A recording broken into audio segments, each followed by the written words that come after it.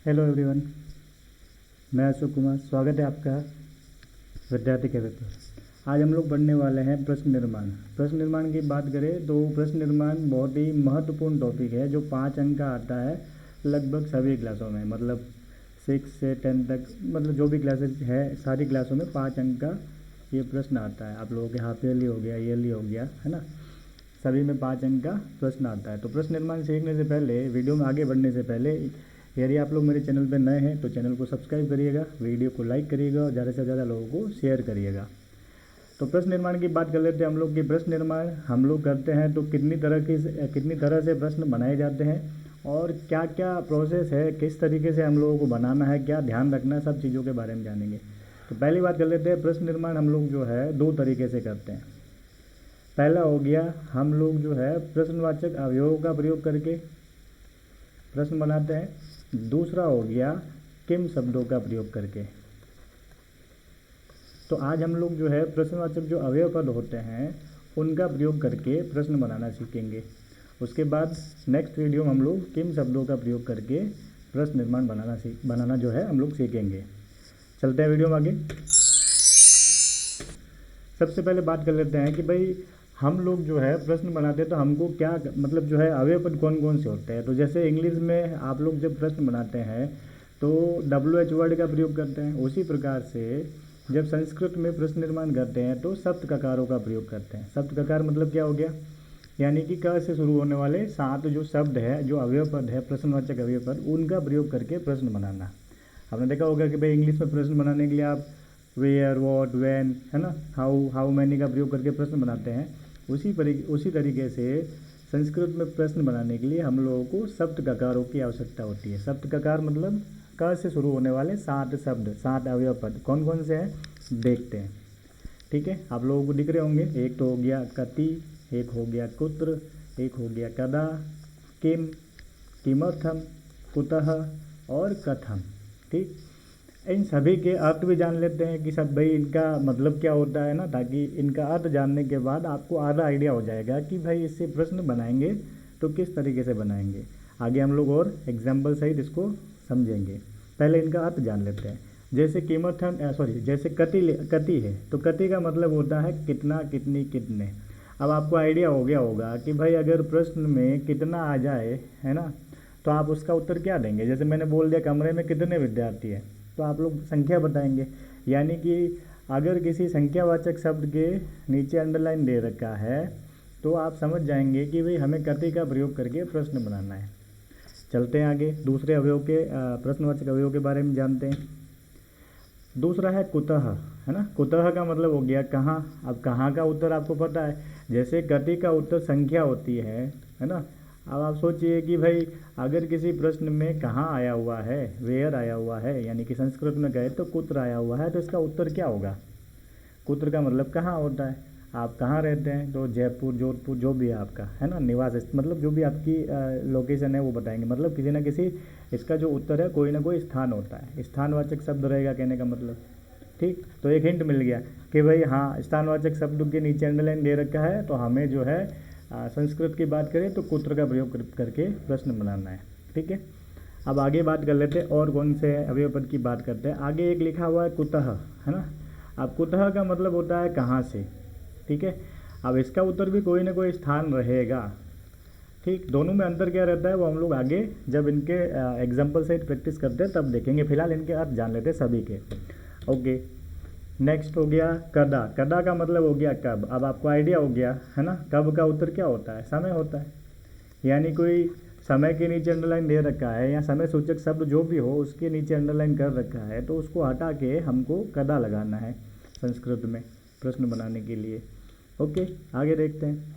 किम, किम का मतलब होता है क्या, है ना। अब किम का प्रयोग कैसे कैसे करते हैं वो हम लोग आगे देखेंगे वीडियो में। फिलहाल हम लोग इनके अर्थ जान रहे हैं। वैसे तो आप लोगों को अर्थ पता है लेकिन फिर भी थोड़ा आसानी रहेगी समझने में, आप लोग तो सिस्टमेटिकली समझिए। उसके बाद देखो कथम लिखा हुआ है। कथम का मतलब होता है कैसा, कैसी, कैसे। ठीक है, उसी प्रकार से देखो एक होता है कीदृशः। दोनों में क्या अंतर होता है। कीदृशः, है ना, पुल्लिंग में होता है, कीदृशी स्त्रीलिंग में होता है और नपुंसक लिंग में होता है कीदृशम। इनको भी जानेंगे। ठीक, इसका मतलब ये कैसा, कैसी, कैसे होता है। यानी कि कीदृश जो है आपके पुल्लिंग में होता है और कीदृशी स्त्रीलिंग में होता है और कीदृशम जो है नपुंसकलिंग में होता है। तो दोनों, अब इसका भी कैसा कैसी कैसे होता है और इसका भी जो है कैसा कैसी कैसे है, ठीक। तो प्रयोग करेंगे तब क्लियर करेंगे कि कहाँ खत्म आना चाहिए और कहाँ पे इन तीनों में से एक आना चाहिए। आगे देखते हैं। किमर्थम, किमर्थम का मतलब हो गया किस लिए। अब ऑब्वियस चीज़ है कि भाई किस लिए अगर आएगा तो आप जो है कोई ना कोई जो है आप उद्देश्य बताएंगे, है ना, यानी कि भाई आपका उद्देश्य क्या था, कारण बताएंगे कहने का मतलब, ठीक। तो सेंटेंस आएंगे तो उसके अनुसार हम लोग देखेंगे और आइडेंटिफाई करना सीखेंगे, पहचानना सीखेंगे कि भाई इन शब्द ककारों में से किसका प्रयोग करना है। चलते हैं आगे वीडियो में। ओके, तो सबसे पहले बात करते हैं वेयर, है ना। वेयर को संस्कृत वेयर यानी हिंदी में कहते हैं कहाँ, और संस्कृत में नहीं लिखा है तो मैं लिख लेता हूँ यहाँ पे कुत्र, है ना। कुत्र संस्कृत में कहते हैं और कुत्र का मतलब होता है कहाँ। तो आप लोगों को पता चल ही गया होगा कि भाई इसका उत्तर हमेशा कोई ना कोई स्थान का नाम होता है, ठीक। जैसे लिखा बालाजी मंदिरम कुत्र अस्ति, अब बालाजी मंदिर कहाँ है, तो भाई आप उसका उत्तर क्या दोगे, कोई ना कोई जगह का नाम बताओगे, ठीक। तो आप लोग ध्यान देंगे कि यदि किसी स्थान के नाम के नीचे अंडरलाइन दे रखा हो तो उस स्थान के नाम को हटा के हमको कुत्र लगाना है और सेंटेंस को दोबारा लिखना प्रश्न बनाने के लिए, ठीक है। ओके, देखते हैं क्या है। और साथ ही साथ में आप लोगों को ध्यान रखना है, देखो क्योंकि अभी मैंने कहा था कि कुत्र का मतलब कहाँ होता है और कुतः का मतलब होता है कहाँ से, और दोनों का उत्तर कोई ना कोई स्थान का नाम होता है ना। तो दोनों में अंतर क्या रहेगा, आप लोग ये ध्यान रखेंगे कि अगर स्थान के नाम में, यानी संस्कृत में सेंटेंस दिया होएगा, अगर स्थान के नाम में द्वितीय विभक्ति आई हुई हो या फिर सप्तमी विभक्ति आई हुई हो, ठीक है, द्वितीय विभक्ति आई हुई हो या फिर सप्तमी विभक्ति आई हुई हो, तो उस स्थान को हटा के हम लोग कुत्र लगाएंगे, ठीक है। अगर सेंटेंस जो दे रखा है उसमें जो स्थान का नाम दे रखा है उसमें द्वितीय विभक्ति हो या फिर सप्तमी विभक्ति हो तो उस स्थानवाचक शब्द को हटाकर हम वहाँ कुत्र लगा के प्रश्न बनाएंगे। ओके, तो आप बात कर लेते हैं भाई कुतः कहाँ लगाएंगे। तो अगर आपका शब्द जो रेखांकित शब्द दे रखा है, यानी कि जो स्थान सूचक रेखांकित शब्द दे रखा है, अगर उसमें पंचमी विभक्ति है तो पंचमी विभक्ति अगर उस स्थानवाचक शब्द में है तो उस शब्द को हटा के आप कुतः लगाएंगे। क्यों करेंगे, क्योंकि कुतः का मतलब होता है कहाँ से। तो कहाँ से जब भी प्रश्न पूछोगे तो अलग होने का भाव स्पष्ट होगा आप लोगों को। जैसे मैंने कह दिया वह जयपुर से आता है, अब जयपुर से आएगा तो मतलब जयपुर से अलग हुआ। मैंने कह दिया गंगा हिमालय से निकलती है, ठीक है, तो गंगा हिमालय से निकलती है तो हिमालय से अलग होने का भाव आ रहा है, ठीक। तो अलग होना अर्थ में पंचमी विभक्ति होती है। आप लोगों ने कारक चिन्ह पढ़ रखे हैं, आप लोगों को याद होंगे, तो मेमोराइज करिएगा कि भाई पंचमी विभक्ति में कौन सा कारक होता है, अपादान कारक होता है। अपादान का अर्थ होता है अलग होना, ठीक। तो अगर स्थानवाचक शब्द में पंचमी विभक्ति आ रखी है तो आप उस स्थानवाचक शब्द को हटा के कुतः लगा के प्रश्न बनाएंगे। और अगर स्थानवाचक शब्द में द्वितीय विभक्ति या फिर सप्तमी विभक्ति आई हुई हो तो आप उस स्थानवाचक शब्द को हटा के कुत्र लगाएंगे। एग्जाम्पल देखेंगे और आगे दोनों को समझते हैं। जैसा लिखा हुआ है खगा नीडेशु निवसंती। अब नीड का मतलब होता है घोंसला, नीड का मतलब घोंसला होता है, मतलब पक्षी जो है घोंसले में रहते हैं, ठीक है। अब देखो नीडेशु में कौन सी विभक्ति, मैंने बता रखा आप लोगों को भाई अगर सु आ जाए या फिर कोई भी सु हो, है ना, मूर्धन्य स वाला या फिर दंते स वाला, तो आप समझिएगा सप्तमी विभक्ति का बहुवचन है। उसी तरीके से अगर एक ही मात्रा लगी हुई है ना, मूल शब्द के ऊपर, तो सप्तमी विभक्ति का एक वचन होता है। और किसी भी शब्द के अंत में अगर म हलंत आ जाए या लास्ट वाले वर्ण के ऊपर अनुस्वार हो तो द्वितीय विभक्ति का एक वचन होता है, ठीक है। तो खगा नीडेशु निवसंती, अब नीडेशु मतलब हो गया घोंसले में, सप्तमी विभक्ति है, तो आप क्या करेंगे, सप्तमी विभक्ति को हटाएंगे और उसकी जगह कुत्र लगाएंगे। अब आप लोग ध्यान ये रखेंगे कि एग्जाम में जब प्रश्न निर्माण करने के लिए कहे आपको तो पूरा सेंटेंस बनाना है, ऐसा नहीं कि खाली कुत्र लिख के छोड़ दो। आप पूरा का पूरा प्रश्न बनाएंगे, लिखेंगे खगाह, ठीक है। अब सप्तमी विभक्ति यानी कि स्थान सूचक शब्द था उसको हटाया और हमने लगा लिया कुत्र और लास्ट में लिख लिया निवसंती। तो पूरा सेंटेंस लिखेंगे, आप लोग इस चीज़ का पूरा ध्यान रखेंगे। अब क्या हमारा सेंटेंस कंप्लीट हो गया, ठीक है, सेंटेंस सही है क्या, अब हिसाब से तो सही हो गया ना भाई, सप्तमी विभक्ति थी, हमने कुत्र लगा लिया और सेंटेंस को दोबारा भी लिख लिया। लेकिन लास्ट में हम लोग क्या करेंगे, प्रश्नवाचक चिन्ह लगाएंगे। इस चीज़ का भी ध्यान रखना आप लोगों को, क्यों, क्योंकि आप लोग प्रश्न निर्माण कर रहे हैं, ठीक है। आगे बढ़ते हैं। तो देखो प्रश्न बन गया ना, खगा कुत्र निवसंती, और लास्ट में प्रश्नवाचक चिन्ह भी लगा हुआ है। यहाँ मिस प्रिंट सॉरी, यहाँ तो ऑलरेडी था ही। ओके, तो पूर्ण विराम होगा सेंटेंस में, उसको हटा के आपको प्रश्नवाचक चिन्ह लगाना है। चलते हैं आगे। ओके, कुछ एग्जाम्पल्स देखते हैं, आप लोग भी प्रैक्टिस करिएगा। लिखा हुआ है कृषकः क्षेत्रे कार्यम कुर्वन्ति। अब देखो क्षेत्र का मतलब होता है खेत। अब आप बताइए यहाँ कुत्र आना चाहिए या फिर कुतः आना चाहिए, सोचिएगा। ठीक है, और याद करिए मैंने क्या बोला था कि भाई कुत्र कहाँ आएगा, जो भी स्थानवाचक शब्द है अगर उसमें सप्तमी विभक्ति हो या फिर द्वितीय विभक्ति हो तो कुत्र आएगा, और अगर पंचमी हो तो फिर कुतः आएगा। अब देखिए क्षेत्रे लिखा हुआ है, क्षेत्रे में देखो मैंने बताया ना एक ही मात्रा ऊपर हो मूल शब्द के तो सप्तमी विभक्ति होती है, सप्तमी का एक वचन। ठीक है, तो भाई क्षेत्रे हट जाएगा, इसकी जगह हम लोग कुत्र लगा लेंगे। तो क्या बन जाएगा, कृषकः कुत्र कार्यम करोति।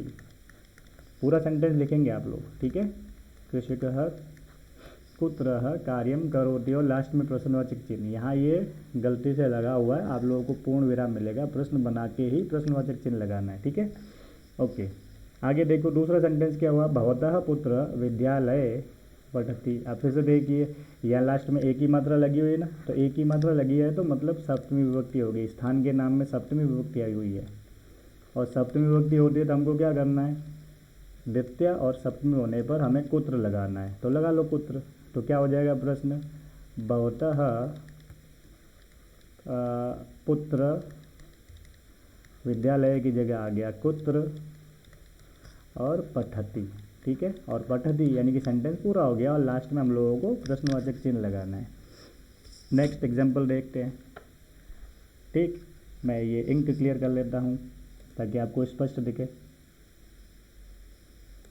ठीक, इंक का कलर भी चेंज करते हैं, लाल लाल साइड आपको दिख नहीं रहा हो ढंग से।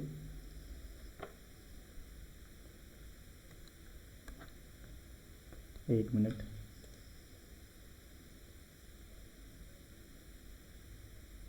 ब्लैक ले लेते हैं। ओके, तो लिखा हुआ है सिंह वने निवसति। अब बताओ कौन सा आएगा भाई, कुत्र आएगा या फिर कुतः आएगा, फिर से सोचिए। बार बार इसलिए बोल रहा हूँ ताकि आप लोगों को तुरंत ही अच्छे से याद हो जाए। ठीक है, तो भाई वन का मतलब हो गया जंगल, और भाई स्थानवाचक शब्द हो गया, और देख लो फिर से एक ही मात्रा है तो यहाँ पर सप्तमी विभक्ति हुई है, और सप्तमी विभक्ति और द्वितीय विभक्ति अगर स्थानवाचक शब्द में हो तो हम लोगों को प्रश्न बनाते वक्त कुत्र लगाना है। तो प्रश्न क्या बन जाएगा, सिंह कुत्र निवसति। ठीक है, और लास्ट में प्रश्नवाचक चिन्ह लगाओगे। ठीक, यहाँ ये पूर्ण विराम था। ओके, आगे देखो जयपुर नगरे। अब देखो फिर से देखो, जयपुर राजस्थान का नाम है, राजस्थान की राजधानी। नगरे में देखो एक ही मात्रा आई हुई है, मतलब वही सप्तमी विभक्ति आई हुई है इसमें। तो भाई जहाँ द्वितीय या फिर सप्तमी विभक्ति हो स्थानवाचक शब्द में, वहाँ पे हम लोग प्रश्न बनाते वक्त उस स्थानवाचक शब्द को हटाकर कुत्र लगा के प्रश्न बनाएंगे। ठीक, तो भवान जयपुर नगरे निवसति, तो भाई वही बात है कि जयपुर नगरे की जगह आप लगा लो कुत्र। ठीक है, और सेंटेंस पूरा लिखेंगे, है ना। ओके, आगे देखते हैं एग्जाम्पल। शिक्षकः विद्यालय पाठयति, यानी कि शिक्षक विद्यालय पढ़ाता है, विद्यालय में पढ़ाता है।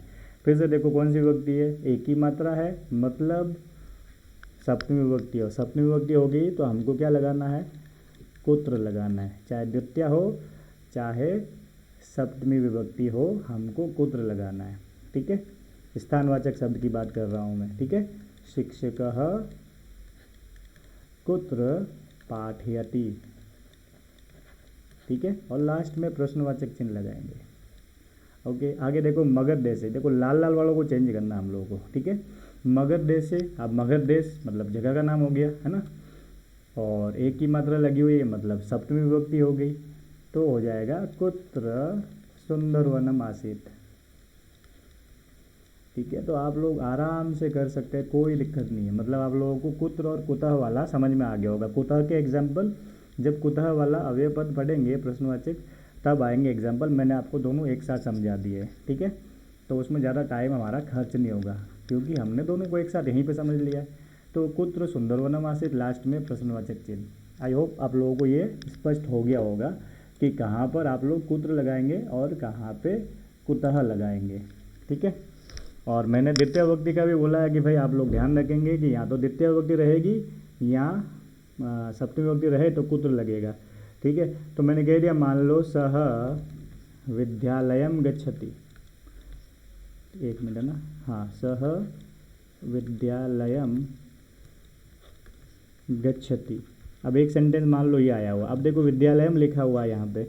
अब विद्यालयम लिखा है तो मतलब द्वितीय विभक्ति, मैंने बताया ना लास्ट पे अनुस्वार आए या फिर म हलंत आए तो द्वितीय विभक्ति होती है। तो द्वितीय विभक्ति और स्थान है ना, स्थानवाचक में द्वितीय विभक्ति, या फिर सप्तमी विभक्ति हो तो हमको कुत्र लगा के प्रश्न बनाना है। तो प्रश्न बन जाएगा सह कुत्र गच्छति, और लास्ट में क्या करोगे, प्रश्न बन गया क्या हमारा, सह कुत्र गच्छति लिखते ही नहीं बना ना, लास्ट में प्रश्नवाचक चिन्ह लगाओगे। ध्यान रखना इस चीज़ का, छोटी सी चीज़ है लेकिन हम लोगों को पूरा ध्यान रखना है।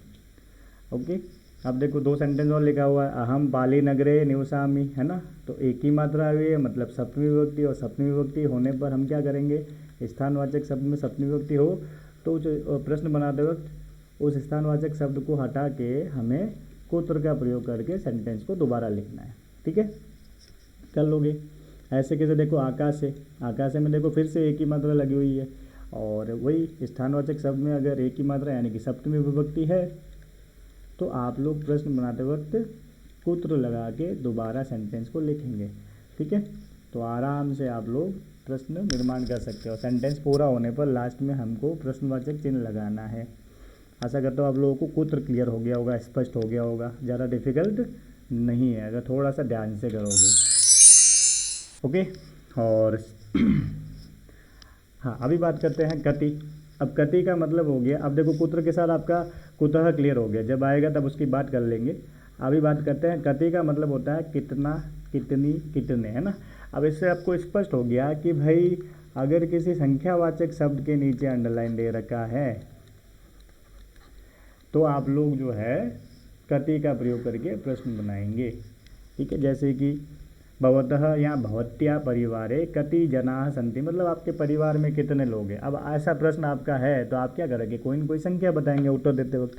ठीक, तो हम जो प्रश्न निर्माण करेंगे तो हमें तो भाई सेंटेंस दिया हुआ रहेगा अर्थात उत्तर दिया हुआ रहेगा, तो हमें उसी से तो प्रश्न बनाना है। ठीक, तो चलते हैं एग्जाम्पल देखते हैं इसके कुछ। ओके, लिखा हुआ है चत्वारः वेदा सन्ति। अब देखो चत्वार का मतलब हो गया चार, यानी कि संख्यावाचक शब्द है। तो अब इस चार को हटा के हम क्या लिख लेंगे, संख्यावाचक है ना भाई, संख्यावाचक शब्द के नीचे अंडरलाइन हो तो हम क्या करेंगे, कति लगाएंगे। तो क्या हो जाएगा, कति वेदाः सन्ति। ठीक है, बन गया प्रश्न अपना, कति वेदाः सन्ति। बिल्कुल सही है क्या, कोई गलती है क्या इसमें, एक गलती है, अभी भी हमने प्रश्नवाचक चिन्ह नहीं लगाया था, अब जाके हमारा प्रश्न एकदम सही हुआ। देखो कति वेदाः सन्ति। चलते हैं आगे। रावणस्य 10 मुखानि आसन। अब देखो 10 मतलब संख्या हो गई ना, ठीक, और संख्या के नीचे अंडरलाइन हो, यानी कि यहाँ तो मैंने रेड कर रखा है, एग्जाम में तो आपके रेखांकित शब्द आते हैं कहने का मतलब। ठीक, तो आप लोग रेखांकित शब्द को देखिएगा, वो संख्यावाची हो तो हमको उसको हटा के कति लगाना है। ओके, ये भी क्लियर हो गया होगा। तो रावणस्य कति मुखानि आसन आपका प्रश्न बन गया, और लास्ट में प्रश्नवाचक चिन्ह लगाएंगे। ये तो हो गई एक बात। अब देखो साथ साथ में आप लोगों को ये भी ध्यान रखना है, कभी कभी देखो आप लोगों ने संख्या पढ़ी है ना, सॉरी विशेषण पढ़े हैं आप लोगों ने। ठीक, तो विशेषण मतलब हो गया कि भाई संख्यावाचक विशेषण होता है, यानी कि जो नाउन की संख्या बताता है। तो संख्यावाचक विशेषण दो प्रकार का होता है, एक होता है निश्चित और एक होता है अनिश्चित। ठीक है, अब निश्चित संख्यावाचक विशेषण का मतलब होता है जब हमको संख्याएं पता हो, यानी कि संख्याएं निश्चित संख्याएं हो, कहने का मतलब यानी कि जो भी नाउन उसके साथ है उसकी संख्या हमको पता हो। और अनिश्चित का मतलब हो गया हमें संख्या अगर पता ना हो तो, है ना, यानी कि नाउन काउंटेबल होनी चाहिए जिसको आप गिन सकते हो, तो संख्यावाचक विशेषण होता है। और संख्या पता हो तो निश्चित संख्यावाचक विशेषण, और संख्या नहीं पता हो तो अनिश्चित संख्यावाचक विशेषण होता है, कहने का मतलब। ओके, तो अब मान लो सेंटेंस ऐसा आ गया जिसमें अनिश्चित संख्यावाचक विशेषण दे रखा है, मतलब साथ में नाउन दी हुई रहेगी, जैसे कि केचन, है ना, काश्चन यानी कि कुछ, है ना, बहवह। अब ये भी तो आते हैं, ये जो है बहव मतलब बहुत सारे, अब अनिश्चित मतलब संख्या पता नहीं चल रही है, ठीक है। तत्र बहवह छात्राः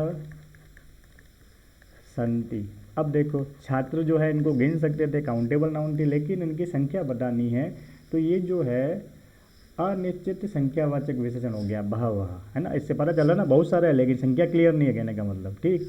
तो ऐसे अनिश्चित संख्यावाचक विशेषण हो वहाँ पे भी हमको कटी लगा के प्रश्न बनाना है, ठीक है।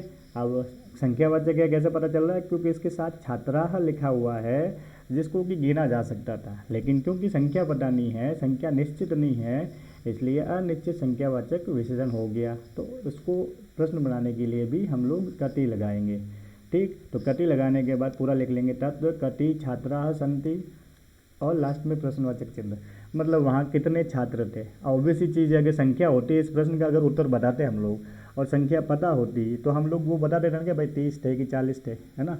अब नहीं पता है और हमको पता है, देखने में बहुत ज़्यादा है, कहने में बोल सकते हैं बहवह यानी कि बहुत सारे थे, ठीक। तो ध्यान रखें। अब देखो यहाँ तत्र आया हुआ है, तत्र का मतलब होता है वहाँ, तो इसकी भी बात कर लेता हूँ, ठीक। जो हम लोगों ने आगे कुत्र पढ़ा था, कुत्र का मतलब हो गया कहाँ, मैंने अभी बताया था आपको, है ना। स्थानवाचक जो स्थान के नीचे, अगर किसी स्थान के नाम के नीचे अंडरलाइन दे रखा हो और उसमें सप्तमी विभक्ति हो, है, या फिर द्वितीय विभक्ति हो, तो हम कुत्र लगाते हैं। साथ ही साथ ऐसे शब्द जो स्थान सूचक हो, ठीक है, उन शब्दों के नीचे भी अगर अंडरलाइन हो तो हम लोग कुत्र लगाते हैं। एक चीज़ और क्लियर हो रही है यहाँ पे आपके, ठीक है, जो छूट गई थी वो भी क्लियर हो गई आपके। जैसे मैंने कह दिया, जैसे अब मान लो यहाँ पे तत्र के नीचे अंडरलाइन होता है ना, तत्र बहवः छात्राः सन्ति, ठीक है, ऐसा होता, तत्र बहवः छात्राः सन्ति, ठीक। अब तत्र के नीचे अंडरलाइन है, तत्र मतलब हो गया वहाँ। अब ये स्थान का नाम तो नहीं है, लेकिन स्थान को सूचित कर रहा है, स्थान सूचक शब्द है कहने का मतलब, ठीक है। तो स्थान सूचक शब्द हो वहाँ पे भी आपको उस स्थान सूचक शब्द को हटा के, मतलब जिससे इंडिकेशन हो, मतलब स्थान का पता नहीं कहाँ की बात कर रहा है, लेकिन एक इंडिकेशन दे रहा है वहाँ पे बहुत सारे छात्र हैं, तो ऐसा अगर कोई अव्यय पद हो तो उसको हटा के भी आप कुत्र लगाएंगे, ठीक। चलते हैं आगे। तो आपका कुत्र और भी स्पष्ट हो गया होगा, आगे चलते हैं। ओके, भगवद गीतायाः अष्टादश अध्याया सन्ति। अब देखो अष्टादश का मतलब क्या हो गया, 18 हो गया, है ना, 18। तो अब पता चल गया होगा संख्या है तो प्रश्न क्या बनेगा, तो भगवद गीतायाः कति अध्यायाः सन्ति, पूरा प्रश्न लिखोगे, है ना। मैं यहाँ पे आपको डायरेक्टली बता रहा हूँ, लेकिन एग्जाम में आप क्या करोगे, पूरा का पूरा सेंटेंस लिखोगे, भगवद गीतायाः कति अध्याया सन्ति, और लास्ट में प्रश्नवाचक चिन्ह लगाएंगे। यहाँ पे कॉपी पेस्ट की वजह से सेंटेंस में पहले से ही लगा हुआ है, लेकिन आपको ध्यान रखना है पूर्ण विराम आता है जो सेंटेंस दिया हुआ रहता है रेखांकित शब्द वाला, और प्रश्न बनाने के बाद लास्ट में प्रश्नवाचक चिन्ह लगाना है। आगे चलते हैं। लिखा हुआ वर्षे द्वादश मासाः भवन्ति। अब द्वादश का मतलब क्या होता है भाई, 12 होता है, ठीक, और 12 मतलब संख्या हो गई। तो वही बात है, आपको फिर से संख्यावाचक शब्द को हटा के कति लगाना है और लास्ट में प्रश्नवाचक चिन्ह लगाना है, और सेंटेंस पूरा लिखना है, ये ध्यान रखना एग्जाम के अंदर। वर्षे कति मासाः भवन्ति, द्वादश मासाः भवन्ति इसका उत्तर था। तो प्रश्न बनाएंगे तो वर्षे कति मासाः भवन्ति और लास्ट में प्रश्नवाचक चिन्ह लगाएंगे। आगे देखो, हाँ, इंक क्लियर कर लेता हूँ मैं, आप लोगों को दिखेगा अच्छे से। ओके, देशे 29 राज्यानि, है ना, ओके। तो अब देखो 29 के नीचे अंडरलाइन किया हुआ है, ठीक। तो 29 के नीचे अंडरलाइन किया हुआ है यानी कि ये संख्यावाची शब्द हो गया, ठीक है। तो संख्यावाची शब्द है तो इस संख्यावाची शब्द को हटा के क्या लगाओगे, कति लगाओगे, ओके। और सेंटेंस पूरा लिखना। आगे देखो, सप्तवादने।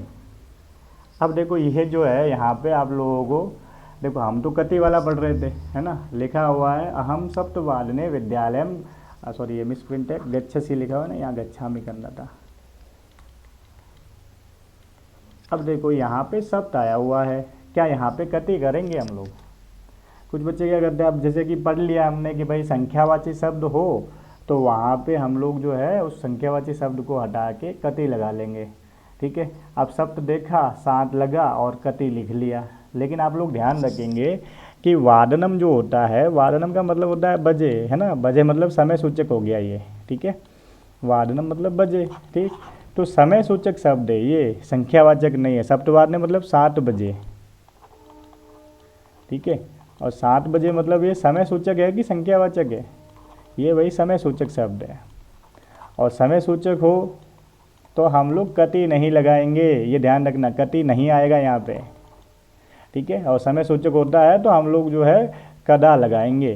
ठीक है, ये यहाँ पे याद है कि भाई चलो ठीक है ये गलती हो सकती है, इसलिए यहाँ पे ये एग्जांपल लिख रखा था मैंने। ठीक है, आप लोगों को क्लियर हो गया होगा। ऐसा नहीं कि खाली संख्या देख दी और सीधा उत्तर लिखने बैठ गए। ठीक है, ये भी देखना है कि वो समय को तो इंडिकेट नहीं कर रहे, क्योंकि टाइम बताओगे तो भाई वही तो बात है, 1 बजे 2 बजे, है ना, तो 1 2 3 4 उसमें आएंगे टाइम के अंदर। तो ऐसा नहीं है कि भाई संख्या देखते ही हम लोगों ने कति लिखना शुरू कर लिया। उसको अच्छे से देखो कि भाई संख्यावाचक है कि समयवाचक है। ओके, तो समयवाचक होगा तो कदा लगाओगे, तरीका तो वही है। ठीक है, प्रश्न लिखोगे पूरा, कहने का मतलब सेंटेंस पूरा लिखोगे, और जो समयवाचक शब्द है उसको हटा के कदा लगाओगे। आगे चलते हैं। अब देखो फिर से देखो, यहाँ पंचवादन लिखा हुआ है तो मैंने अभी आपको बता दिया कदा। ठीक है, तो पंचवादन मतलब हो गया 5 बजे, तो ये भी कदा वाला यानी कि समय सूचक है, तो कदा लगा लोगे। तो पूरा का पूरा आप लोग जो है सेंटेंस लिख के उस प्रश्न समयवाचक शब्द को हटा के कदा लगा के प्रश्न बनाएंगे। ओके, तो कन्फ्यूजन तो नहीं होगा ना भाई, संख्या देख के ही नहीं लगाना है। अब देखो कुतः आया हुआ है। ठीक है, हमने बात कर ली थी कुत्र की। कुत्र में क्या था, स्थानवाचक शब्द आता है, उसके अंदर अंडरलाइन होती है, और कैसे करें पता करेंगे कि भाई वहाँ कुत्र लगाना है। अगर उस स्थानवाचक शब्द में सप्तमी विभक्ति हो या फिर द्वितीया हो, दोनों में से कोई एक हो, तो हम लोग जो है उस स्थानवाचक शब्द को हटा के कुत्र लगाते हैं। ठीक है, और साथ ही में कोई समय सूचक शब्द हो तो भी। ठीक, और सप्तमी विभक्ति कैसे पता चलेगा भाई, एक ही मात्रा दिख जाए, सप्तमी का एक वचन होता है, पीछे सु आ जाए या फिर ये वाला सु आ जाए तो दोनों सप्तमी के बहुवचन होता है। द्वितीय विभक्ति की मैंने एक वचन की बात की है तो महलंत आता है ना। बाकी तो आप लोग शब्द रूप, ये थोड़े हिंट थे जो मैंने बता दिए। ठीक है, बाकी एक वचन द्विवचन बहुवचन आप शब्द रूप जो है थोड़ा बहुत आपको पता ही है, तो उससे आपको आइडिया मिल जाएगा, सेंटेंस आते ही समझ में आ जाता है। ठीक है, और दूसरी चीज़ भाई, अगर ये पता नहीं भी चल रहे हैं तो इसका जो अंतर है उससे स्पष्ट हो जाएगा। अब कुतः का प्रयोग कहाँ करेंगे, देखो कुतः का मतलब होता है कहाँ से। अब से मतलब अलग होने का भाव आता है ना, से चिन्ह पंचमी विभक्ति का, अपादान का, यानी कि जो भी स्थानवाचक शब्द होगा उसमें पंचमी विभक्ति आई हुई होगी। जैसे देखो लिखा हुआ है गंगा हिमालयात निर्गच्छति, है ना, तो देखो हिमालयात में कौन सी विभक्ति है, पंचमी विभक्ति है। और अगर स्थानवाचक शब्द में पंचमी विभक्ति आई हुई है तो आप कुतः लगा के प्रश्न बनाएंगे, तो हो जाएगा आपका गंगा कुतः निर्गच्छति, और लास्ट में प्रश्नवाचक चिन्ह लगाएंगे आप लोग। देखो हो गया आपका गंगा कुतः निर्गच्छति, यहाँ पे लास्ट में प्रश्नवाचक चिन्ह आ जाएगा। ओके, तो दोनों का अंतर स्पष्ट हो गया होगा, कुत्र कहाँ लगता है और कुतः कहाँ लगता है। दोनों स्थान सूचक में लगते हैं लेकिन अंतर है, ये चीज़ का ध्यान रखेंगे। ठीक है, कुत्र सप्तमी और द्वितीय विभक्ति होने पर लगता है स्थानवाचक शब्द में, और कुतः पंचमी विभक्ति होने पर। अब कुतः के बारे में एक चीज़ और जान लो जो इसको देखने से ही पता चलता है, यानी कि ऐसा स्थान सूचक शब्द जिसके अंत में तह दिया हुआ हो। ठीक है, यानी कि ऐसा स्थान सूचक शब्द जिसके अंत में तह आया हुआ हो। ठीक है, तो ऐसे स्थान सूचक शब्द को हटा के भी कुतः लगाना है। तो इसमें तो ज़्यादा सोचने की जरूरत नहीं भाई, एक चीज़ तो पता ही होगी ना कि भाई पंचमी विभक्ति आए तो हम लोगों को कुतः लगाना है। दूसरा, अगर अंत में तह आया हुआ है स्थान सूचक शब्द के अंत में तो हम लोगों को कुतः लगाना है। तो ये तो आपको पता चल जाएगा ना, कुतः में भी तो तह आता है, तो आप लोगों को क्लियर हो जाएगा। देखो तह है यहाँ पे, ठीक, तो स्थान सूचक शब्द में अगर तह है तो आप लोग उस स्थान सूचक शब्द को हटा के कुतः लगाएंगे। ठीक है, जैसे मान लो मैंने लिख लिया रामः जयपुरतः, रामः जयपुरतः आगच्छति। अब ये सेंटेंस है। अब देखो जयपुरतः, अब जयपुर स्थान का नाम है लेकिन पीछे तह लगा हुआ है। ठीक, अब आप खुद देख लीजिए, क्या ये द्वितीय विभक्ति है? नहीं है। क्या ये सप्तमी है? नहीं है। लेकिन तह आया हुआ है, पंचमी भी नहीं हालांकि, तो लेकिन तह आया हुआ है, इसलिए हमको पता है इसको हटा के हमको कुतः लगाना है। अगर पंचमी होती तब भी कुतः लगा के बनता, और पीछे तह आया हुआ हो तब भी कुतः लगा के प्रश्न बनेगा। तो सेंटेंस क्या बन जाएगा? रामः, है ना, इसके नीचे अंडरलाइन था, कुतः आगच्छति, रामः कुतः आगच्छति, और लास्ट में क्या आ जाएगा? वही अपना प्रश्नवाचक चिन्ह आएगा। आगे बढ़ते हैं। तो ये तो क्लियर हो गया होगा। ओके, अब देखो इसके कुछ एग्जाम्पल दे रखे हैं। सिंह वनात् आगच्छति। अब देखो वनात् में देखो विभक्ति कौन सी है? देखो त हलंत आता है, पंचमी विभक्ति होती है, ठीक है, पंचमी विभक्ति है। और पंचमी विभक्ति होती है तो हम लोग क्या करते हैं? उस स्थानवाचक शब्द को हटा के कुतः लगाते हैं। तो क्या हो जाएगा? सिंह कुतः आगच्छति, सिंह कुतः आगच्छति। ठीक, बन गया प्रश्न अपना। लास्ट में हम लोगों को क्या करना है? वही प्रश्नवाचक चिन्ह लगाना है, ठीक है। फलम वृक्षात पतति। अब देखो वृक्षात में देखो त हलंत है, वही पंचमी विभक्ति है अपनी। तो क्या बन जाएगा प्रश्न? फलम, फलम कुतः पतति, बन गया प्रश्न। और लास्ट में क्या करोगे? प्रश्नवाचक चिन्ह लगाओगे। ठीक, अब आगे देखो लिखा हुआ जलम मेघात पतति। अब देखो मेघात में वही बात है, त हलंत आया, वो सब जगह त हलंत ही है। त हलंत मतलब पंचमी विभक्ति। ठीक, तो मेघात को हटा के क्या लगाओगे? और जब पंचमी होती है तो हम लोगों को पता है ना, कुतः लगाना है। तो क्या हो जाएगा? जलम कुतः पतति, और लास्ट में प्रश्नवाचक चिन्ह लगाना है। पिता सायकाले कार्यालयात आगच्छति। अब देखो कार्यालयात में फिर से देखो त हलंत है, मतलब पंचमी विभक्ति है, तो इसको हटा के कुतः लगा लेंगे। क्या बन गया? पिता सायकाले कुतः आगच्छति। ठीक, ओके, आगे देखते हैं। मोहनः विद्यालयात आगच्छति। फिर से देखो त हलंत है, मतलब पंचमी विभक्ति है, और पंचमी विभक्ति हो तो हम लोगों को उसको हटा के, यानी कि स्थान सूचक शब्द में पंचमी विभक्ति है, उसको हटा के हम लोग प्रश्न बनाएंगे तो कुतः लगाएंगे। तो हो जाएगा मोहनः कुतः आगच्छति, और लास्ट में क्या करोगे? प्रश्नवाचक चिन्ह लगाओगे। चले आगे। ओके, अब देखो इसकी बात कर लेते हैं। कथम का मतलब होता है कैसा, कैसी, कैसे, ठीक है, यानी कि थोड़ा समझने वाली बात है। मैंने आपको बताया था ना आगे कीदृश, कीदृशम और कीदृशी भी रहेगा। तो कथम का मतलब होता है कैसा, कैसी, कैसे। ये इंडिकेट करता है आप लोगों का रीतिवाचक जो शब्द होते हैं उनको, यानी कि अगर कोई रीतिवाचक शब्द है, रीति का मतलब हो गया तरीका, आप किस ढंग से कुछ काम को कर रहे हो, ठीक है। काम को करने की बात का मतलब हो गया कि जो भी अंडरलाइन पद होगा वो क्रिया विशेषण होगा, ठीक है। क्रिया विशेषण मतलब क्रिया के बारे में बताने वाला है ना, क्रिया की विशेषता बताने वाला, क्रिया के बारे में हमको और जानकारी देने वाला। सरल शब्दों में कहे तो वो काम किस तरीके से हो रहा है, अगर जिस शब्द से उसकी जानकारी मिले वो रीतिवाचक शब्द होते हैं। और रीतिवाचक शब्दों के नीचे अंडरलाइन हो तो हमें कथम का प्रयोग करना है, ठीक है। जैसे उच्चई, उच्चई का मतलब होता है जोर से, है ना। सिंह उच्चई गर्जति, उच्चई का मतलब क्या हो गया? जोर से, है ना। शेर जो है जोर से गरजता है, दहाड़ता है, कहने का मतलब। नीचे मतलब हो गया धीरे से, है ना। मंदम, मंदम मतलब धीमी धीमी आवाज़, है ना, धीरे धीरे के दो। ओके, तीव्रम का मतलब हो गया तेज। शनई मतलब हो गया धीरे, उत्साहपूर्वक, है ना। जैसे लिखा लता, लता जो है कथम गायती, लता कैसे गाती है? तो मधुरम, है ना, यानी कि सुरीली आवाज़ होगी उसकी। ओके, आगे देखते हैं कुछ एग्जाम्पल। सचिनः सम्यक क्रीडति। क्रीडति मतलब खेलना, सम्यक मतलब होता है अच्छे से, ठीक है। तो आप अच्छे से खेल रहे हैं और उसका तरीका जो है अच्छा है ना। तो प्रश्न क्या बन जाएगा? सचिनः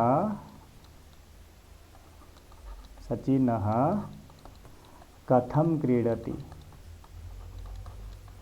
बन गया आपका प्रश्न, है ना, किस तरीके से खेलता है। तो कथम लगा लेंगे हम लोग, को लास्ट में प्रश्नवाचक चिन्ह लगा लेंगे।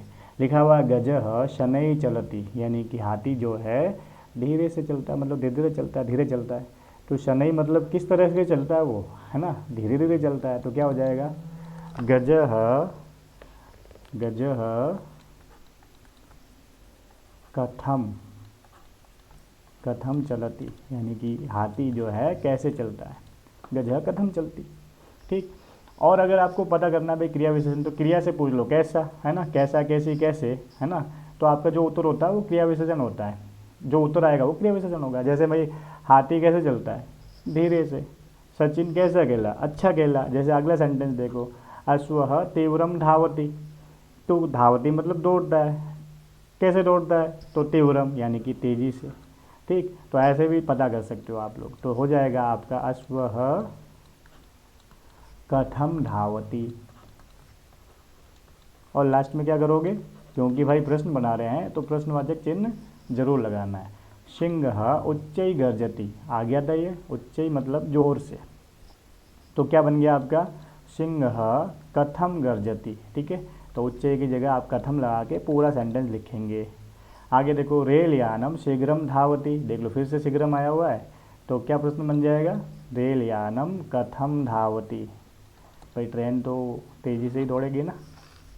ठीक, चलते हैं आगे। अब ये तो हो गया था आपका कथम वाला, तो हो गया क्लियर, कोई तरीका बता रहा है, क्रिया विशेषण के लिए आता है कहने का मतलब। अब कीदृशः जो है, इसका कीदृशः, कीदृशी, कीदृशम का मतलब होता है कैसा, कैसी, कैसे। कीदृशः पुल्लिंग में होता है, इसका मतलब होता है कैसा। कीदृशी स्त्रीलिंग में होता है, इसका मतलब होता है कैसी। और कीदृशम ये भी इसका मतलब होता है कैसा।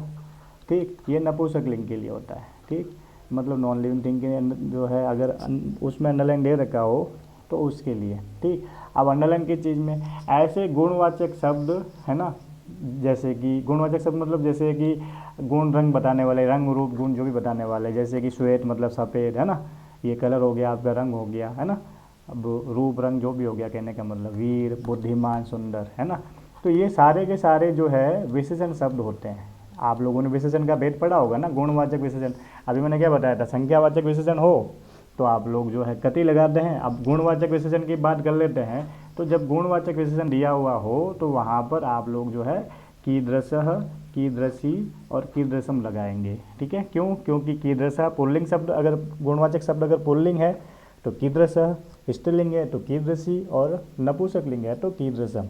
ठीक है, ध्यान रखना, कीदृशः के जो रूप होते हैं वो पुल्लिंग में राम की तरह चलते हैं, और कीदृशी स्त्रीलिंग है तो इसके रूप नदी की तरह, और कीदृशम के फल की तरह चलते हैं क्योंकि नपुंसकलिंग शब्द है। ठीक, अब विशेषण की बात है, यानी कि जो भी गुणवाचक शब्द होगा उसके साथ में कोई संज्ञा शब्द अवश्य दिया हुआ होगा। ठीक है, तो संज्ञा शब्द दिया हुआ होगा तो आपको क्लियर और भी स्पष्ट हो जाएगा कि भाई ये विशेषण दे रखा है, यानी कि गुणवाचक विशेषण दे रखा है। क्योंकि आगे इसी तरीके से शब्द हो मान लो तो आप आइडेंटिफाई कर सकते हो, क्योंकि इससे पहले हमने क्रिया विशेषण संबंधी पढ़ा है तो उसके साथ कोई जनरली जो है कोई नाउन नहीं थी, लेकिन जहाँ पे गुणवाचक विशेषण होगा वहाँ पे क्या होगा, साथ में विशेषण होगा। तो आगे हमने कति पढ़ा था, उसमें भी संख्यावाचक विशेषण था, तो मतलब संख्या के साथ में कोई ना कोई नाउन आ रहा था। ठीक है, एग्जाम्पल देखते हैं आगे। लिखा हुआ है लताया पुत्री विनम्रा मनोहरा च अस्ति। अब देखो ये विनम्रा और मनोहरा यानी कि गुण हो गए, है ना, और किसके गुण है भाई, पुत्री के गुण है। तो भाई अब क्या लगाएंगे, कीदृशः लगाएंगे, तीन है ना अपने पास, तो कीदृशः या फिर कीदृशी या फिर कीदृशम, तीनों में से कौन सा लगाएंगे। ठीक, अब देखो ये जो विनम्रा मनोहरा ये जो लिखा हुआ है वो पुल्लिंग शब्द के लिए है कि स्त्रीलिंग शब्द के लिए, को पुत्र स्त्रीलिंग शब्द है और इसी के गुण बताए हुए हैं, तो स्त्रीलिंग के लिए क्या लगाएंगे, कीदृशः पुल्लिंग में होता है और कीदृशम नपुंसकलिंग में, तो स्त्रीलिंग में होता है कीदृशी। तो क्या प्रश्न बन जाएगा, लतायाः पुत्री कीदृशी अस्ति, है ना, बिल्कुल सही बात है। देखो ये अंडरलाइन था, इसको हटा दिया और लास्ट में हमको प्रश्नवाचक चिन्ह लगाना है। आगे देखो पक्वानी फलानी, है ना, क और व मिले हुए, पक्वानी फलानी मतलब पके हुए फल। ठीक, अब देखो पक्वानी के नीचे अंडरलाइन है, तो आप लोग देख लीजिए कि भाई देखो फलानी नपुंसकलिंग शब्द है तो पक्वानी भी नपुंसकलिंग शब्द है, और नपुंसकलिंग के लिए क्या आएगा, कीदृशः पुल्लिंग के लिए, कीदृशी स्त्रीलिंग के लिए, और नपुंसकलिंग के लिए क्या हो गया, कीदृशम, तो कीदृशम फलानी हो जाएगा। ठीक है, तो पूरा प्रश्न लिखेंगे आप तो कीदृशम फलानी वृक्षात् पतन्ति, और लास्ट में प्रश्नवाचक चिन्ह लगाएंगे। ठीक है। आगे देखो सुधार्थ सिंह, यानी कि सुधार्थ के नीचे अंडरलाइन था, यहाँ पे सिंह के नीचे भी हो गया, केवल सुधार्थ के नीचे अंडरलाइन है ना। तो भाई भूखा शेर, तो कैसा शेर, भूखा शेर। तो आप कीदृश लगाएंगे, कीदृशी लगाएंगे कि कीदृशम लगाएंगे। अब शेर जो है पुल्लिंग शब्द है, तो हम लोग लिखेंगे कीदृशः, ठीक है। तो पूरा सेंटेंस लिखिएगा, कीदृशः सिंह कुत्रापि आहारम न प्राप्तवान, और लास्ट में प्रश्नवाचक चिन्ह लगाइएगा। ओके, आगे बढ़ते हैं। किमर्थम, किमर्थम का मतलब होता है किस लिए, है ना। अब किस लिए की बात करें तो आपको ध्यान रखना है कि ऐसे शब्द जो उद्देश्य सूचक शब्द हो, उद्देश्य सूचक शब्दों के अंदर हम लोग जो है अगर अंडरलाइन दे रखा हो उद्देश्य सूचक शब्दों के अंदर, तो हम लोग किमर्थम का प्रयोग करेंगे, ठीक। अब उद्देश्य सूचक शब्दों की बात करें तो भाई हमें पता कैसे चलेगा, ऐसे शब्दों में क्या होगा, चतुर्थी विभक्ति लगी रहेगी, है ना। भाई किमर्थम मतलब होता है किस लिए। जैसे मैंने कह दिया भाई तुम विद्यालय क्यों जाते, किस लिए जाते हो या क्यों जाते हो, ठीक है। तो आप उत्तर क्या दोगे, भाई पढ़ने के लिए जाते हैं। वन वर्ड में अगर उत्तर देने की बात करूँ, पढ़ने के लिए। तो ये के लिए जो चिन्ह होता है वो कौन सी विभक्ति का होता है, के लिए होता है चतुर्थी विभक्ति के लिए, है ना। किस लिए जाते हो, पढ़ने के लिए। तो के लिए चिन्ह चतुर्थी विभक्ति का होता है, यानी कि अगर किसी शब्द में चतुर्थी विभक्ति आई हुई है ना, तो वहाँ पे किमर्थम का प्रयोग करेंगे। अब चतुर्थी विभक्ति आई हुई है तो पता कैसे चलेगा, उस शब्द में जनरली आय दिखाई देगा, जैसे रामाय, है ना, आय दिख रहा है, मतलब यहाँ पे चतुर्थी विभक्ति है। और कैसे पता लगाएंगे, और कहाँ कहाँ लग सकता है ये किमर्थम। तो ध्यान रखना, एक जो शब्द दिया हुआ है रेखांकित शब्द, उसमें चतुर्थी विभक्ति हो। दूसरी चीज़, अब देखो इस शब्द को ही देख लो, किमर्थम, यानी कि ऐसा शब्द जिसमें अर्थम जुड़ा हुआ हो। हम लोग अगर किसी वर्ब वगैरह में अर्थम जोड़ लेते हैं तो उसके अर्थ में के लिए अर्थ और जुड़ जाता है। जैसे मैं कह दे, तो मान लो मैं कह दूँ पठन प्लस अर्थम, ठीक है, दो शब्द लिख लिया मैंने कि अर्थम जोड़ने से के लिए बनेगा, ठीक। तो देखो पठन का मतलब होता है पढ़ना, और अर्थम मैंने बता दिया कि भाई के लिए अर्थ के लिए करते हैं हम लोग। तो इन दोनों को जोड़ लूँ मैं तो बन जाता है पठनार्थम, और पठनार्थम का मतलब होता है पढ़ने के लिए। मतलब क्या हो गया कि अगर किसी शब्द में चतुर्थी विभक्ति हो तो हम लोग किमर्थम लगाएंगे प्रश्न बनाने के लिए। चतुर्थी विभक्ति होगी तो पता कैसे चलेगा, उस शब्द के अंत में आय दिखेगा हम लोगों को। दूसरी चीज़ क्या पता चल गई, अगर जो शब्द दिया हुआ उसमें अर्थम आया हुआ हो लास्ट में, तब भी अर्थम का प्रयोग भी हम लोग के लिए करते हैं। तो वहाँ पे भी अगर ऐसा शब्द दे रखा है तो उस शब्द को हटा के हम लोग किमर्थम लगाएंगे। और एक चीज़ और हो जाती है जो के लिए अर्थ के लिए हम लोग करते हैं, तुमुन प्रत्यय का नाम आप लोगों ने सुना होगा। तुमुन प्रत्यय का प्रयोग भी हम लोग के लिए अर्थ में करते हैं, ठीक है। और तुमुन प्रत्यय जहाँ जुड़ा हुआ रहेगा उसमें जो धातु रहेगी उसके अंत में तुम दिखाई देगा, यानी कि जो भी आपका अंडरलाइन शब्द होगा उसके अंत में तुम दिखाई देगा आपको। तो तुम दिखे तो समझ लेना तुमुन प्रत्यय है। तो ऐसे शब्द को हटा के भी आप लोग किमर्थम का प्रयोग करके प्रश्न बनाएंगे। तो सरल शब्दों में गए तो किमर्थम का प्रयोग कहाँ कहाँ करेंगे, अगर रेखांकित पद में चतुर्थी विभक्ति हो। दूसरा, उस रेखांकित पद में यानी कि जो शब्द रेखांकित अंडरलाइन है उसमें अर्थम आया हुआ हो, जैसे पठनार्थम है ना, अर्थम आया हुआ है, ठीक। और तीसरा, जो शब्द दिया हुआ है अगर उसमें तुम शेष है, लास्ट में तुम दिखाई दे, तो भी वहाँ किमर्थम का प्रयोग करके प्रश्न बनाएंगे। ओके, अब देखो आगे देखते हैं हम लोग। लिखा हुआ है भवान भवती किमर्थम पठति, आप क्यों पढ़ते हो, है ना। तो कोई ना कोई उद्देश्य होगा ना, किसी को डॉक्टर बनना होगा, किसी को कुछ बनना होगा, कहने का मतलब, है ना।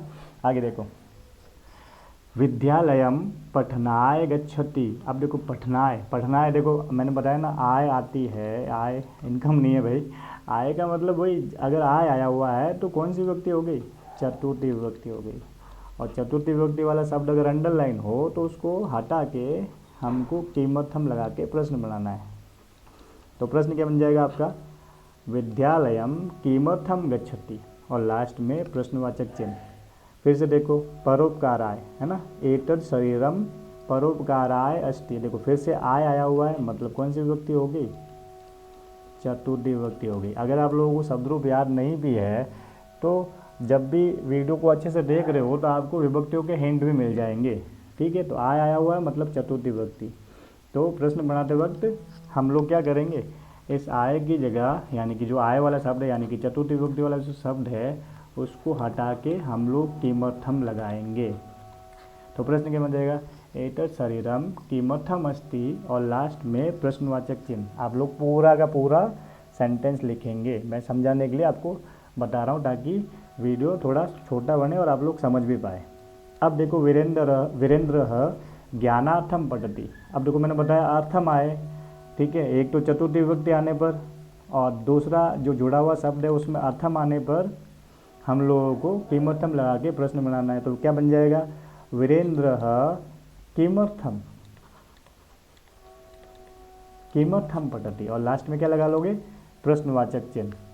ठीक, आगे देखो लिखा हुआ है संकल्प क्रीडार्थम, है ना, फिर से देखो अर्थम आया हुआ है, तो अर्थम को हटा के आप लोग क्या करेंगे, सॉरी ये अर्थम वाले शब्द को हटा के आप क्या करेंगे, किमर्थम लगा लेंगे। तो क्या बन जाएगा, संकल्प किमर्थम गच्छति और लास्ट में प्रश्नवाचक चिन्ह। स्पष्ट हो गया होगा, किमर्थम वाला है यानी कि चतुर्थी विभक्ति में अंडरलाइन हो, यानी कि दिए हुए पद में चतुर्थी विभक्ति हो, या फिर उस शब्द में अर्थम आया हुआ हो, या फिर अंत में तुमुन प्रत्यय वाला कोई शब्द हो, तो हम लोगों को उसको हटा के किमर्थम लगा के प्रश्न बनाना है। तो सेंटेंस के अंत में आप लोगों को प्रश्नवाचक चिन्ह लगाना है। अब बात कर लेते हैं किम की। किम का मतलब होता है क्या। अब किम का प्रयोग हम लोग 2-3 जगहों पे करते हैं। एक तो किसी का नाम पूछने के लिए, है ना, तुम्हारा नाम क्या है, हम लोग बोलते हैं ना।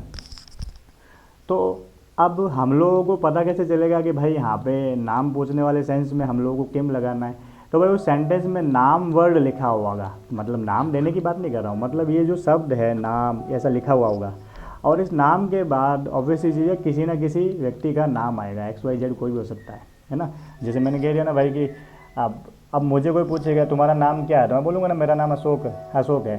तो नाम वर्ड के बाद मैंने मेरा नाम बताया, यानी कि जो सेंटेंस दिया हुआ होगा उसमें नाम शब्द आया हुआ होगा और उसके बाद उस व्यक्ति का नाम भी दिया हुआ होगा। ठीक, तो हम लोगों को क्या करना, जब प्रश्न बनाएंगे तो उस नाम को हटा के फिर हम लोग जो है उसकी जगह किम लगा लेंगे। ठीक, एक चीज़ तो ये हो गई नाम बताने के लिए। दूसरी बात करते हैं कि भाई कर्म का मतलब हो गया ऑब्जेक्ट। तो कर्म की बात करें तो कर्म का मतलब क्या हो गया, कर्म मतलब वही कर्ता ने कर्म को, आप लोगों ने कारक पढ़ रखे हैं, तो कर्म कारक मतलब कौन सी विभक्ति हो गया, द्वितीय विभक्ति। ठीक है, तो अगर कोई शब्द दे रखा है और उसमें द्वितीय विभक्ति आई हुई है तो उसको हटा के हम लोग जो है किम का प्रयोग करते हैं। लेकिन यहाँ ध्यान रखने वाली चीज़ क्या है कि भाई द्वितीय विभक्ति जो है हर जगह द्वितीय विभक्ति होने पर आप लोग किम नहीं लगा सकते। ध्यान रखना, जो भी शब्द दे रखा है और अगर उसमें द्वितीय विभक्ति है और वो नॉन लिविंग थिंग है, यानी कि नपुंसक लिंग का शब्द हो, यानी कि नपुंसक लिंग में अगर द्वितीय विभक्ति दे रखी है, नपुंसक लिंग शब्द में द्वितीय विभक्ति का प्रयोग हो रखा है, तभी किम लगाओगे। ठीक है, जैसे मैंने कह दिया, मान लो सह पत्रम लिखति। अब देखो पत्रम में द्वितीय विभक्ति का प्रयोग हुआ है ना, सह पत्रम लिखति, तो पत्रम में द्वितीय विभक्ति का प्रयोग हुआ, पत्रम नपुंसक लिंग शब्द हो गया। तो प्रश्न बन जाएगा सह किम लिखति और लास्ट में प्रश्नवाचक चिन्ह। अब यहाँ एक सेंटेंस और लिखता हूँ मैं, मान लो मैंने लिख लिया सह सीताम पत्रम लिखति। अब देखो मैंने पहले ही बताया था कि भाई म हलंत हो मूल शब्द के पीछे तो द्वितीय विभक्ति होती। अब यहाँ सीताम में भी जो है द्वितीय विभक्ति है और पत्रम में भी द्वितीय विभक्ति है। तो अगर सीताम के नीचे अंडरलाइन होता तो क्या हम लोग किम लगा के प्रश्न बना सकते थे। किम का मतलब होता है क्या, है ना। तो अपने आप हमारा प्रश्न जो है गलत हो जाता है, क्योंकि क्या लिख के प्रश्न नहीं बन सकता। अगर हमें सीता उत्तर चाहिए तो किसको लिख के करते हैं हम लोग। ठीक, तो भाई ये जो है आपका मैंने बताया ना प्रश्न निर्माण का पार्ट 2 जो है उसमें आप लोग समझेंगे। ठीक, अभी के लिए आपको इतना समझना है कि अगर नॉन लिविंग थिंग या नपुंसक लिंग में द्वितीय विभक्ति का प्रयोग हो रखा हो तो वहाँ पर हम लोगों को किम लगाना है। एक काम हो गया नाम पूछने के लिए, और दूसरा नॉन लिविंग थिंग नपुंसक लिंग के शब्द में अगर द्वितीय विभक्ति दे रखा है तो किम लगा के प्रश्न बनाते हैं। ठीक है, अब थोड़े इसको और अच्छे से देख लेते एग्जाम्पल सहित। जैसे पूछ ले भवतः नाम किम अस्ति, तो आप इस किम का उत्तर क्या देंगे, नाम ही देंगे ना। तो मैंने क्या बोला कि भाई सेंटेंस में नाम दिया हुआ रहेगा और उसके बाद किम लगा हुआ होगा। तो भाई अब जैसे मैंने पूछ लिया आपका नाम क्या है, तो भाई बोलेंगे ना भाई आपका नाम जो भी होगा। जैसे मैं मुझे पूछे तो मैं बोलूँगा मेरा नाम अशोक है, तो नाम के बाद मैं मेरा नाम बोलूँगा, कहने का मतलब। ओके, आगे चलते हैं उदाहरण देख लेते हैं। पहले थोड़ी सी इंक क्लियर कर लेते हैं, उदाहरण देखते हैं। तस्य पुत्रस्य नाम रामः अस्ति। अब देखो मैंने क्या बताया था कि नाम शब्द के बाद किसी व्यक्ति का नाम आएगा, सेंटेंस में नाम लिखा हुआ होगा, नाम शब्द लिखा हुआ होगा और उसके बाद उस व्यक्ति का नाम भी आएगा। तो देखो सेंटेंस में नाम शब्द आया हुआ है और उसके बाद में व्यक्ति का नाम भी दे रखा है और उसके नीचे अंडरलाइन है, ठीक। तो उसको हटा के हमको किम लगाना है। क्या बन जाएगा, तस्य पुत्रस्य नाम किम अस्ति, है ना। और लास्ट में प्रश्नवाचक चिन्ह लगा लेना, तस्य पुत्रस्य नाम किम अस्ति, लास्ट में प्रश्नवाचक चिन्ह लगा हुआ है। ओके, आगे देखो कुछ एग्जाम्पल देख लेते हैं। ये हो गया, देखो तव विद्यालयस्य नाम केंद्रीय विद्यालय अस्ति। अब देखो यहाँ पे सेंटेंस में नाम शब्द आया हुआ है और उसके बाद में नाउन दे रखी है, मतलब उसका नाम दे रखा है, विद्यालय का नाम दे रखा है ना। तो हम लोगों को ये नाम वाला शब्द हटा के इसकी जगह किम लगाना है, ठीक है। ओके, अब कुछ बच्चों के दिमाग में आएगा भाई केंद्रीय विद्यालय जगह का नाम भी तो हो सकता है, लेकिन ना तो इसमें पंचमी विभक्ति है, ना द्वितीय विभक्ति है, ना सप्तमी विभक्ति है, तो वो कुत्र वाला प्रश्न वैसे भी नहीं है। तो हम लोगों का क्लियर हो गया, यहाँ पे नाम शब्द आया हुआ है और उसके बाद उस जगह का नाम भी दे रखा है, तो उसको हटा के हम लोगों को प्रश्न बना के लिखना है। तो किम आ जाएगा यहाँ पे, क्या बन जाएगा प्रश्न, तव विद्यालय से नाम किम अस्ति और लास्ट में प्रश्नवाचक चिन्ह लगाना है, ठीक है। ये जरूर ध्यान रखना, लास्ट में प्रश्नवाचक चिन्ह लगाना है और सेंटेंस पूरा लिखना है। चलते हैं आगे, एतस्य ग्रंथस्य नाम रामायणम अस्ति, ठीक है। अब देखो ये जो नाम शब्द आया हुआ है ना, और उसके बाद में नाउन दे रखी है, इसका नाम दे रखा है, बुक का नाम दे रखा है, ग्रंथ का नाम दे रखा है आपने, ठीक। तो क्या प्रश्न बन जाएगा, एतस्य ग्रंथस्य नाम किम अस्ति, लास्ट में प्रश्नवाचक चिन्ह। आगे चलते हैं, एषः बालकः पुस्तकं पठति। अब देखो यहाँ पे तो नाम तो नहीं पूछ रहा ना, क्योंकि नाम शब्द नहीं आया हुआ है ना, दो जगह पे नाम शब्द आया हुआ था। अब देखो कि पुस्तकम में द्वितीय विभक्ति आई हुई है, क्या पुस्तक किसी स्थान का नाम है, नहीं, तो कुत्र तो नहीं आएगा, है ना। तो पुस्तक नॉन लिविंग थिंग हो गई, है ना, नपुंसकलिंग का शब्द हो गया, और नपुंसकलिंग के शब्द में द्वितीय विभक्ति हो तो मैंने भी बताया था आप लोग किम लगा के प्रश्न बनाएंगे। तो क्या बन जाएगा, एषः बालकः किम पठति, लास्ट में प्रश्नवाचक चिन्ह। ओके, रामः पत्रम लिखति, तो पत्रम नपुंसकलिंग शब्द है ना, द्वितीय विभक्ति आ रखी है, म हलंत हो या अनुस्वार हो तो द्वितीय विभक्ति होती है। तो क्या बन जाएगा, किम लिखति, रामः किम लिखति और लास्ट में प्रश्नवाचक चिन्ह। आगे बढ़ते हैं। ओके, अब देखो किम से आम और न वाले प्रश्न भी, यानी कि यस नो टाइप प्रश्न भी बनते हैं, है ना। भाई इंग्लिश में तो हम लोग हेल्पिंग वर्ब को आगे ला के सेंटेंस लिख लेते हैं, तो यस नो टाइप के प्रश्न बन जाते हैं।